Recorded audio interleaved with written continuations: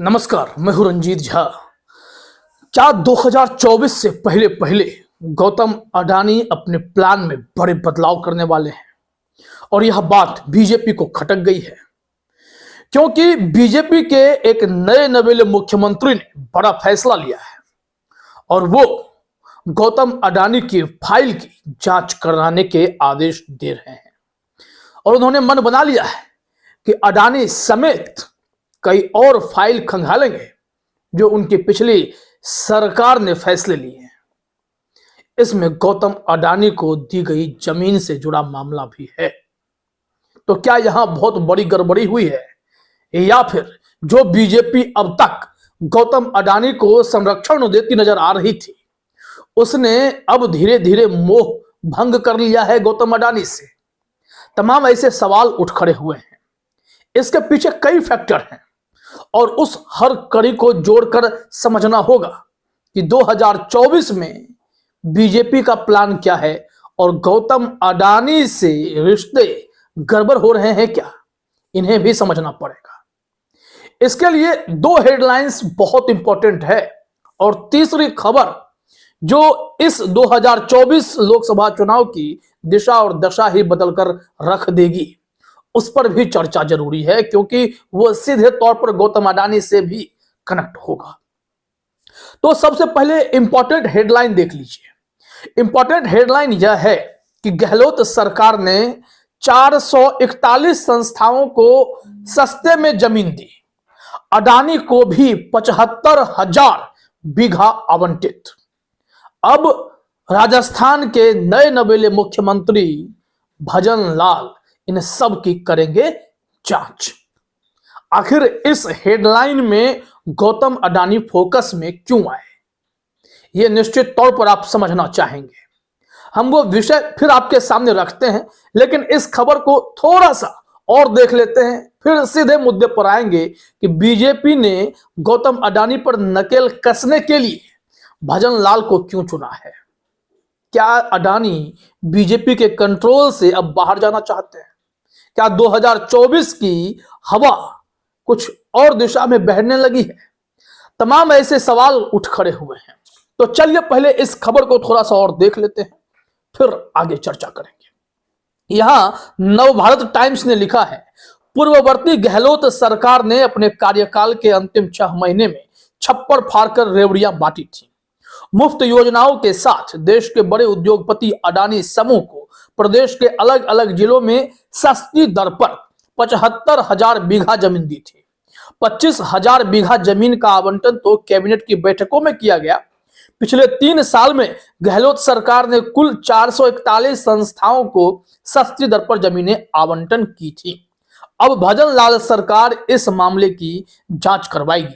जांच के लिए हाई पावर कमेटी का गठन किया जाएगा। मंत्रिमंडल का गठन होने के तुरंत बाद जांच शुरू हो जाएगी। अब जरा यहां समझिए, अशोक गहलोत ने यह जमीन जो है गौतम अडानी को दी थी, लेकिन अब बीजेपी को दिक्कत इस बात से है कि गौतम अडानी को वो जमीन कांग्रेस ने क्यों दी थी। आखिर कांग्रेस को इससे क्या मिलने जा रहा था? अगर आप इस मसले को समझना चाहते हैं तो आपको इंडिया गठबंधन के एक बड़े चेहरे पर गौर करना होगा। उनकी तरफ जरा रुख कीजिए। इस बीच में ताबड़तोड़ खबर आई कि बीजेपी का मसला गौतम अडानी के साथ जो भी हो, लेकिन गौतम अडानी विपक्ष के बड़े चेहरे में से एक शरद पवार से बैक टू बैक मिल रहे हैं। और जो लेटेस्ट रिपोर्ट है, वो रिपोर्ट यह है कि बंद कमरे में गौतम अडानी, सुप्रिया सुले और शरद पवार की मुलाकात हुई है। क्या यह मुलाकात 2024 में जुड़े चुनावी फंडिंग को लेकर है? क्या इंडिया गठबंधन को मजबूत करने के लिए शरद पवार बैटिंग कर रहे हैं? तमाम ऐसे सवाल उठे हैं और इसकी आंच शायद बीजेपी तक गई है। सबसे बड़ी बात यह है कि यह मुलाकात बैक टू बैक कई दफे हुए। सितंबर महीने में भी मुलाकात हुई थी, और जब गौतम अडानी मुश्किल में थे तो उस वक्त भी शरद पवार से कई दफे मिले थे। यह मुलाकात क्या कहलाती है? इस खबर के हेडलाइन को देखिए। नवभारत टाइम्स ने लिखा है, गौतम अडानी मीट शरद पवार। शरद पवार से मिले गौतम अडानी, सुप्रिया सुले भी रही मौजूद। सियासी गलियारे में चर्चा तेज। ये दो खबर बहुत इंपॉर्टेंट है। एक, अडानी की फाइल की जांच होगी। दूसरी खबर कि पवार लगातार अडानी से मिल क्यों रहे हैं, थोड़ी रिपोर्ट में भी देख लीजिए। यहां लिखा हुआ है, अडानी उद्योग समूह के गौतम अडानी ने गुरुवार रात एनसीपी अध्यक्ष शरद पवार से मुंबई में उनके घर पर मुलाकात की।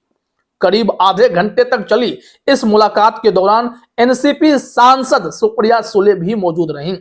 हालांकि इस दौरे को लेकर कोई आधिकारिक जानकारी नहीं दी गई है, लेकिन राजनीतिक गलियारों में एक नई चर्चा शुरू हो गई है। अब इसके मायने समझने होंगे आपको। दरअसल मुंबई में गौतम अडानी धारावी प्रोजेक्ट पर घिरे हुए हैं, उद्धव ठाकरे के निशाने पर भी हैं। लेकिन दूसरी तरफ अगर गौतम अडानी इंडी गठबंधन के साथ खड़े हो जाते हैं तो जिस चुनावी फंडिंग के लिए इस वक्त कांग्रेस घूम रही है, हर जगह चंदे इकट्ठा कर रही है, अडानी उनके लिए बड़ा फैक्टर साबित हो जाएंगे। लेकिन इस राह में रोरा यही है कि गौतम अडानी जैसे उद्योगपति अगर सत्ता के खिलाफ जाते हैं तो राजस्थान से ही सही गौतम अडानी की फाइल खुलने लगती है। अब गौतम अडानी क्या करेंगे, तो इसके लिए उन्हें इलेक्टोरल बॉन्ड पर फैसले का इंतजार है। 2024 की शुरुआत में ही इलेक्टोरल बॉन्ड पर बड़ा फैसला आना है जो सीजेआई चंद्रचूड़ करने वाले हैं, क्योंकि फैसले की कॉपी सुरक्षित रख ली गई है। सुनवाई पूरी हो चली थी, बस फैसला सुनाना बाकी है। और जिस तरीके से तेवर सीजेआई चंद्रचूड़ ने अपनाए थे, उनकी बेंच ने दिखाए थे कि यह कैसे होता है कि आप इलेक्टोरल बॉन्ड के नाम पर गुमनामी चंदे को बढ़ावा दे रहे हैं। यह गुमनामी किस रूप में है? सिर्फ विपक्ष के लिए गुमनाम है, सत्ताधारी पार्टी को पता है कि उसे चंदा कौन दे रहा है। यहां जांच एजेंसियों को पता है कि चंदा कौन दे रहा है, स्टेट बैंक ऑफ इंडिया को पता है कि चंदा कौन दे रहा है। तो ऐसे में जो बिजनेस वर्ग के लोग हैं जो इलेक्टोरल बॉन्ड के जरिए चंदा दे रहे हैं, वो जो पार्टी सत्ता में नहीं है उसे पैसा क्यों देंगे? अब इसी को लेकर सीजेआई चंद्रचूड़ ने कहा था कि ये पता नहीं, ये एक ऐसी व्यवस्था है जिसका लाभ अक्सर सत्ता में बैठे लोगों को ही मिल जाता है, और इस व्यवस्था को वो चेंज करने की बात कह रहे थे। अगर बदलाव हो जाता है, इलेक्टोरल बॉन्ड में पारदर्शिता ला दी जाती है और यह भी कहा जाता है कि ये जांच एजेंसियां जबरदस्ती किसी के गले नहीं पड़ेंगी, तो यकीन मानिए गौतम अडानी के पास भी विकल्प होगा कि वो बीजेपी के चंगुल से बाहर निकले। हालांकि उनके ऊपर स्कैम बहुत बड़े हैं और इसी स्कैम से बचने के लिए वो बीजेपी के साथ खड़े रहे। लेकिन जिस तरीके से शरद पवार ने उन्हें अपने क्लच में लेना शुरू किया है, इससे लगता है कि इंडिया गठबंधन को उसका फायदा मिल सकता है और यह बात बीजेपी को खटक रही है। और इसी खटकन को दूर करने के लिए उन्होंने हल्की सी नकेल बीजेपी के नए सीएम भजन लाल के जरिए कसनी शुरू कर दी है। ये जो नकेल है वो अशोक गहलोत की आड़ में गौतम अडानी पर कसी जा रही है, ये यकीन मानिए। सिर्फ इसलिए गौतम अडानी भी अब छटपटाहट में हैं, क्योंकि जिस तरीके से गौतम अडानी की बदनामी हुई, जिस तरीके से गौतम अडानी का चेहरा सबके सामने आया, बीजेपी भले ही चुप्पी साधी रही, कोई बड़ी कार्रवाई नहीं की, लेकिन गौतम अडानी को नुकसान तो बहुत बड़ा हो गया। जितना पैसा शायद उन्होंने बीजेपी को फंड के तौर पर दिए होंगे, उसकी भरपाई नहीं हो पाई।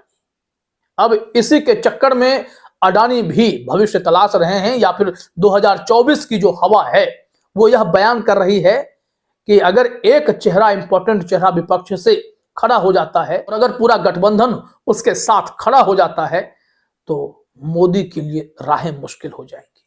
फिर वो चेहरा नीतीश कुमार हो या राहुल गांधी हो, यही दो चेहरे होंगे जो विपक्ष को मोदी के पैरेलल में लाकर खड़े कर सकते हैं। तो इंतजार कीजिए शरद पवार और अडानी के मिलाप का नतीजा कहीं यह ना हो कि बीजेपी से मोह भंग कर ये इंडी गठबंधन के साथ खड़े दिखाई पड़े और मोदी को जोरदार झटका देते हैं। फिलहाल इस वीडियो में इतना ही। आप सभी का हमसे जुड़ने के लिए बहुत बहुत धन्यवाद।